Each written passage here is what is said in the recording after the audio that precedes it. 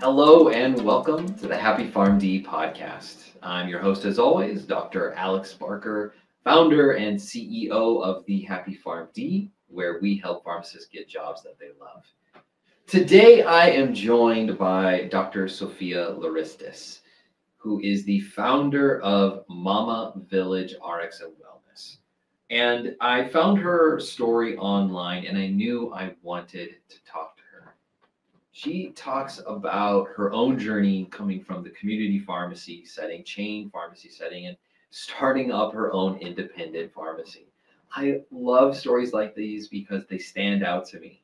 She's someone who stands by her values and how she shares how those values drove her to go down this route.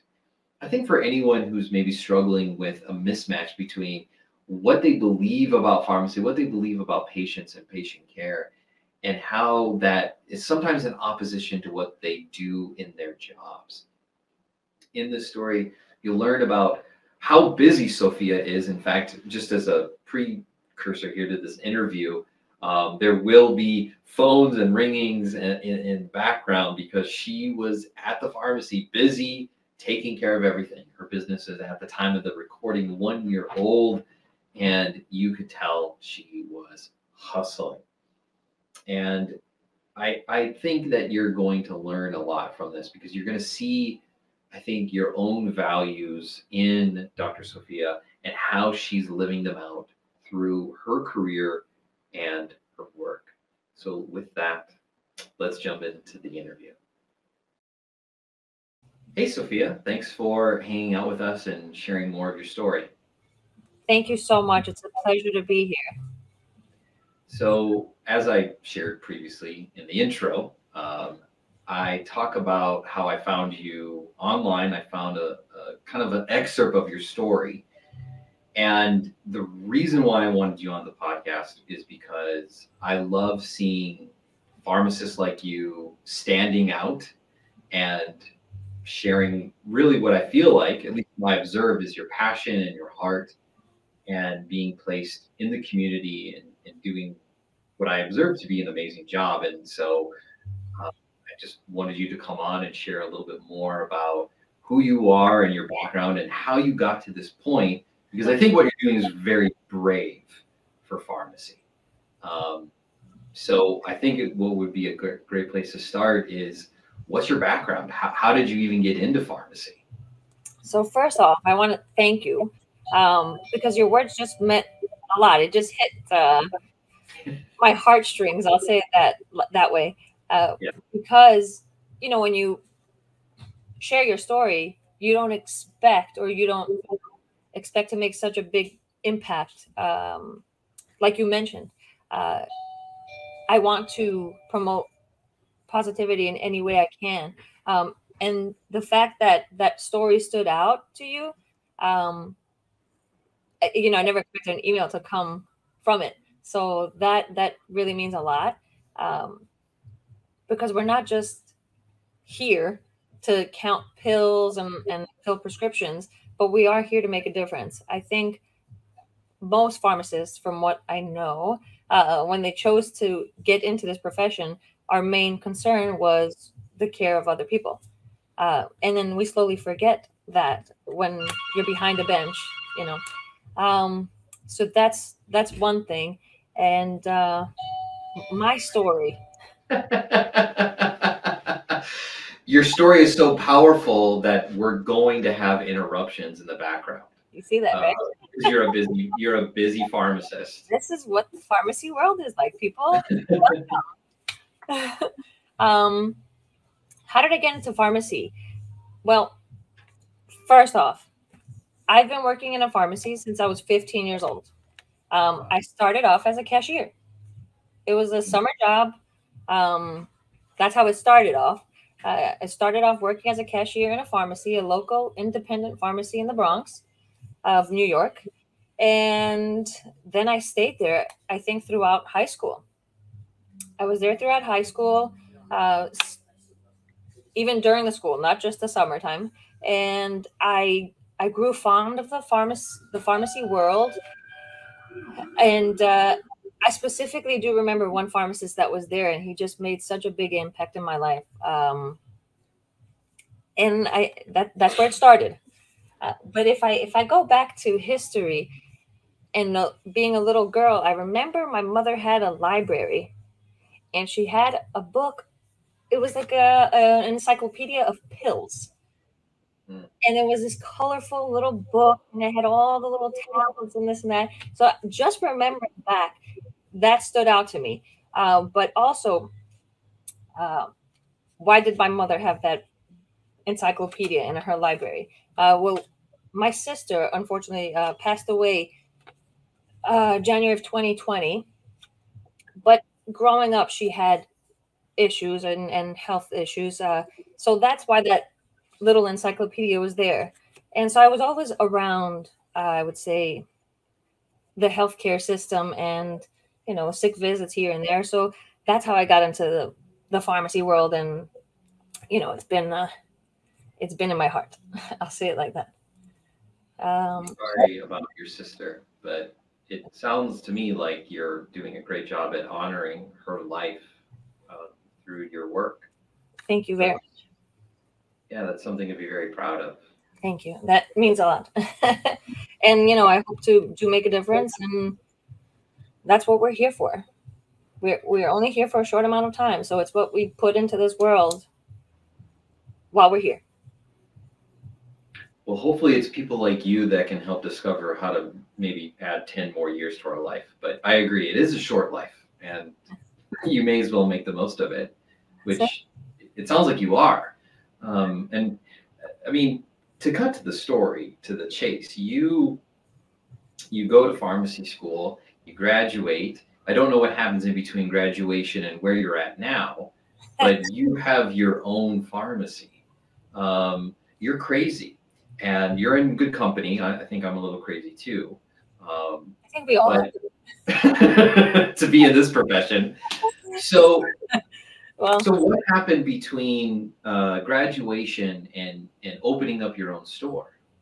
During college, I was an intern at Rite Aid, which were great years. I have nothing to knock on big chain pharmacies. I had a great experience because I had a great team. And I think that's what makes pharmacy even more important. Having a great team and it'll make things a lot better. So when I graduated pharmacy school, I had the lovely opportunity to work where I was already working, which was Rite Aid. The minute I was licensed, I was literally working the week after. And it was great. When you're straight out of college, you're making a good amount of money at that time, which was 2011. And then my experience with Rite Aid was I was staff pharmacist, and then a couple of years later, I was supervising pharmacist of that pharmacy. I was at the same pharmacy for about 8 years. We built a team. It was great, a lovely experience. But then you get switched to another store, and so on and so forth. And I had a family during that time. I had 2 little children. And then your life changes.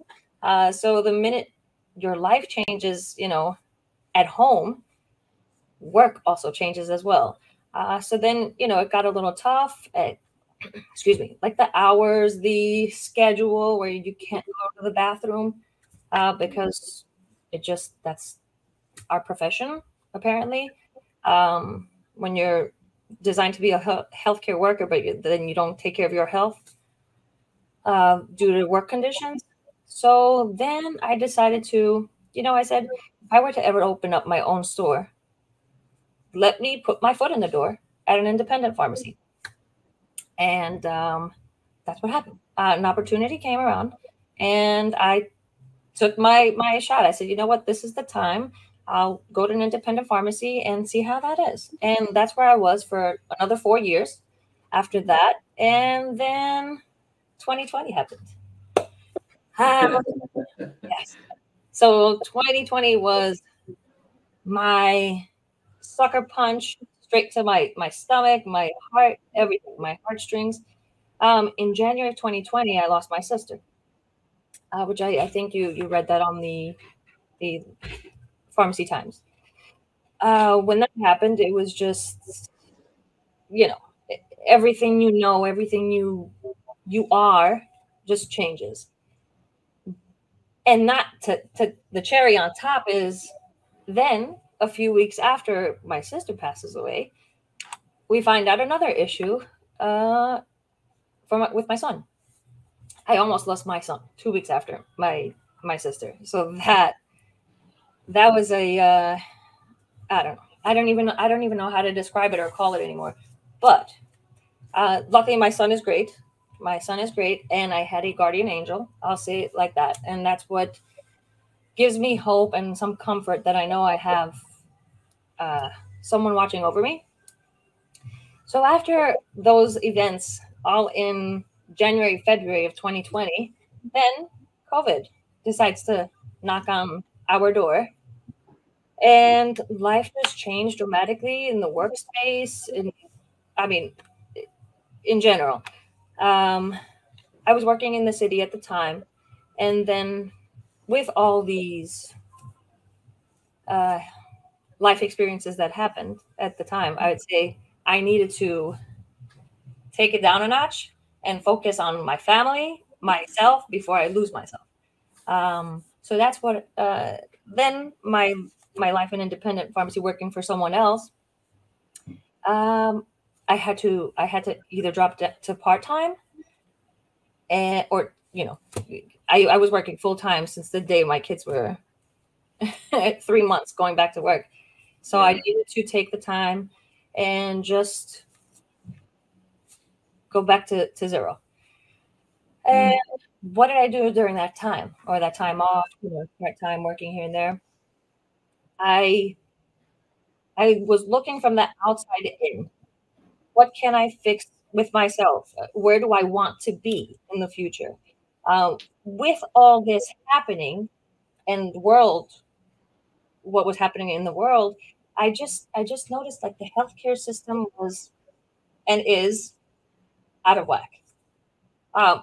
We can't change the whole world and we can't change the whole system, but we could start with where we are as pharmacists, or we make the biggest difference in a person's life day to day, whether they're picking up that prescription or they're coming in for the vitamin supplement.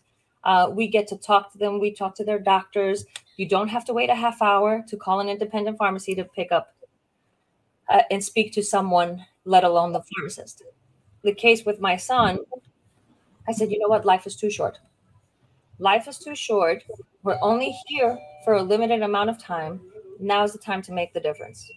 And if I put my life savings into it to open up a pharmacy, I'm here. If I may be so bold, it sounds to me like you had some crucial events happen in your life that have forced you to come face to face with your values, what you really believe. And there was, it sounds like with an internal mismatch between your values and what you were doing in your work. And one thing I love about pharmacy, and I see it true in you as well, is that it's very hard for us to live in opposition to what we believe and who we are. And you led that to you stepping down from your job, which I think you'll admit is an incredibly challenging thing for anyone to consider. Not choosing to not work when you know that you can, when there's a pandemic, when you have children, you have a lot of responsibilities. And that took a lot of bravery. Do you feel, was there anything that helped you to make that decision? Was it therapy? Was it a good friend, your parents? What kind of led you to say no to the I guess the position that you were in that felt like maybe it was in opposition to what you believed in, what you wanted for your life? So what helped me make that move? There's a lot of things. Honestly, truth be told, it's not easy to just step down and do this and do that or stop working because, okay, Yeah. we live in times where you need money for everything. I was lucky enough to take a step back because I do have a spouse that is working. So that's my number one. Like, okay, I can take that time and watch my kids. Yeah. Although it was also part time. You know, uh, I would have to get back to or in the groove um, shortly. That the financial aspect of it, I had a backup plan, which is a spouse that is working, like I said. But then there's other instances that help you make that decision. But I do not like to knock any experience, whether it being bad, specifically bad, what I'm going to mention now. Any negative experience, I'd like to take it as a positive learning experience. So you learn from your mistakes, whether it be an old employer, a job setting that you were not comfortable or happy in. I took that as an experience too, and I made a positive movement. I'd say that take all my negative experiences and try to make a positive experience out of that. Saying no to something is also an answer. What do I mean by that? A lot of people are not happy where they're working, but they're just working there because they want to collect a salary. A lot of people get mistreated, but they still take it because they need that salary. Well, because of these crucial events that happened, I said no more. That's it. I had to make some decisions, and for my sanity and for mine and my family's happiness, I had to do that.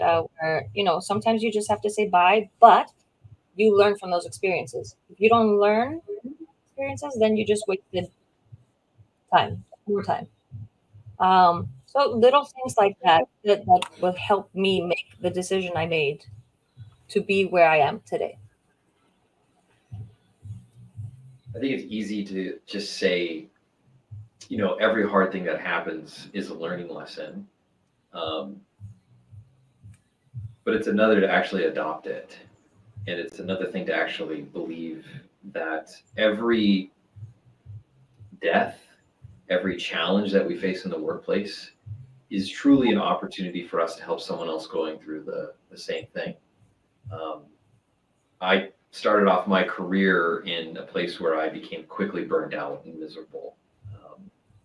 And while I wouldn't wish that on anybody, it was great for me because it led me to where I am today. Um, in your own journey, it sounds like, you use the word luck. And I think it's easy to maybe attribute that to one story like yours. But I'll push back on you very gently to say, Okay. I think you've made a lot of really great decisions in your life that have led you to where you are today. You married what sounds like a wise and competent spouse who saw that your mental health was worth investing in and taking a break was a great idea. You took a break, and I should probably stop using the word crazy to describe people like us, entrepreneurs. Um, it's probably not the best term, but you Brave, I would say.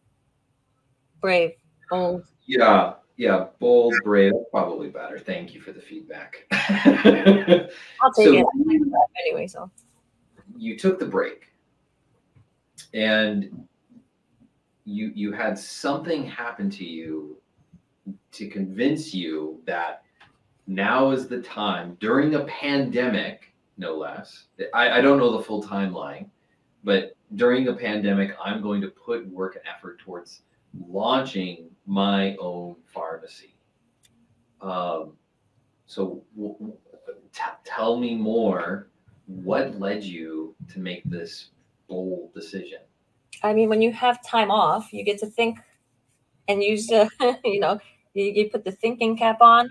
Yeah. But I also, like I said, I took time for myself. I got into meditation. I got into wellness. And that was my therapy. Did I see a therapist after those cases? No. I try to. I'm not gonna knock it because therapy is good, and if you need it, you should invest in it. But my therapy was wellness. It was, reading books, and just try to focus on myself and everything like that. But like I said, I got into that. I took some more time and got my vitamin D at the beach too. So that's one thing I miss. Yeah, you need it. I can't work at the beach, so unfortunately. But yes, during a pandemic, who does that, right? I'm pretty sure there's other people that have done it, but honestly, it was just the timing of everything. And I said now or never. It's just it wasn't a timeline. Like I said, okay, this is when it's gonna happen. It was not like that. It's just I I had the chance. I looked. I just took the chance, and I said, to be realistic, because we have to be realistic. Yes, I'm hopeful, but in this pharmacy world, in this business world, uh, we have chances of failing. Do I want to think of failing? No, but in case I did, in this journey, not that I do not believe in myself, but the business aspect of it, and the way, like we mentioned, where big chain pharmacies close down the independent pharmacies, you have to kind of think of that. I can count on my um, abilities as a pharmacist and as a person to be here and to be here for the community. But you can't count on everything else where you're getting underpaid, or you're not you're not getting paid the way something costs. You're just not making the money or profit to survive. So that's what when I talk about failing, if I were to fail, I have some time to go back. That's the sad truth about the reality that we're in. But it's not just one answer. How I decided to do it and to be here. It just like everything. It takes hard work. It takes a focused mindset. And what I've always stuck to is, if you believe in yourself enough, you can make it happen. So if you believe in yourself, I feel like you can make anything happen. So you decided to do this, you move forward, you have a lot of experience in pharmacy. What is it about your pharmacy that you feel is different from I guess you could compare yourself to a chain, but you already know you're not trying to compete with them. You're going in a very different direction. So how did you come up with this angle of how you're approaching pharmacy? So the angle how I'm approaching pharmacy, I I do want the wellness aspect of the pharmacy to stand out more, whether it's just to treat everything. My whole thing is also prevention. That's big, and I think most of us are going that route in this time and age. To go to my question, before you had to step out for a patient, you had to choose how to compete. Um, the days are over now where you can open up a pharmacy and expect to play in the same league as any other chain. Um, chains have become market driven by what the public, the market, what they wanted, right? They wanted things like a drive through, right? Because they don't want to talk and know more about their health or their medicine. Um, you're competing in a much different way. If you had to sum up your approach to being different in pharmacy, how would you explain to a pharmacist what you're doing differently? I'll put it this way. Um, what do we all deserve? I feel like we deserve, especially, you know, we're living in the United States. We all want top-notch healthcare services. it's not universal healthcare, but we want, I think what all people deserve is actual care. How many times do you go to a doctor, or there's services that you want or you request but you cannot get because of certain protocols and things they have to follow. But I do believe that. So I have a slogan here at the pharmacy, and it just came up. It's something when I thought of on my sleepless nights while I was thinking of this pharmacy, and I put it on our business card. We put it on our website. It says, "Essential wellness everyone deserves." I think that's pretty much what it is. Yeah, I mean, looked at your website. I didn't remember that, but I was going to say, from what you were just sharing, I'm like, your slogan probably is something like wellness people deserve. Yeah, I mean, wellness is, if you think about it, it's everything. Whether it's prevention, or if you're sick and you need an antibiotic, you have to treat it. That's just the way it is.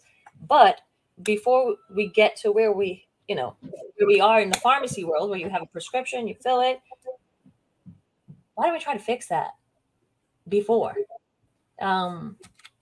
Obesity, diabetes, there's so many things that we can, try to prevent. So that's where I like to focus on the prevention aspect of it. That's where my wellness comes in the idea of the pharmacy over here. So that's my approach. Well, if you don't mind sharing more, I'd love to know more specifics. So, wellness sounds very broad and general. Anything from teaching people how to do meditation practices all the way to, preventative medicine. Are besides dispensing medications and anything over the counter, are you providing additional services within your pharmacy that you feel like fit within that sphere of wellness? So what we try to do, we try to have like wellness events where we have speakers here. For example, we've been open for a year, and during this year we've had nutritionists, speakers, and some services that we had for anti-cancer or Gilda's Club. I'm not sure if you know of that. I didn't know of it until it was mentioned to me. But just to give out resources to people, where they know where they can get their information. So we had a wellness speaker. They spoke about nutrition and how to be, basic things of how to be happy. Simple things like that, where you can have a speaker come in, get to know the customer, get to know the patient, and vice versa. Events like that, where it's good for the community. It's not business. It's that personal relationship. While you're here, yes, we're all here because we need food on our table. That's why we need money. Yeah. But we're also here because they have someone to speak to. They have someone to communicate with. So the big picture of it is, how to make that difference while being, and in the community where we are approachable. And that's a benefit that we have, or the patients have. I love your dedication to this, and it's evident in this interview how busy things are, which is no fault of yours. You're trying to be everything for your patients and for being here during this interview. So I'll end on one final question. If you were able to go back in time to the version of you right when COVID hit, and perhaps it's after you lost your sister, and when you almost had the scare with your son, and you're coming to terms with your values and what you believe and what you want, what do you wish you could tell that version of yourself? What would I tell myself? I would probably prepare myself with not that many days off. That's what I guess mentality and Yeah. unfortunately the work life for a pharmacist is, or for an owner, I'd say that much. For an owner, it's owner and pharmacist. It's difficult in the sense that it's tough to juggle everything at the same time. Would I have changed anything? I don't think I would change anything except that, it's either, you do it or you don't. I could have sat back, you got that steady paycheck every week, and I'm sure, a lot of people said that's the way to go. You get your paycheck, you have your days off, but I wouldn't change anything. I am where I am, and I hope it pays off in the end, meaning I hope I make that difference, and hopefully I could get a day off here or there.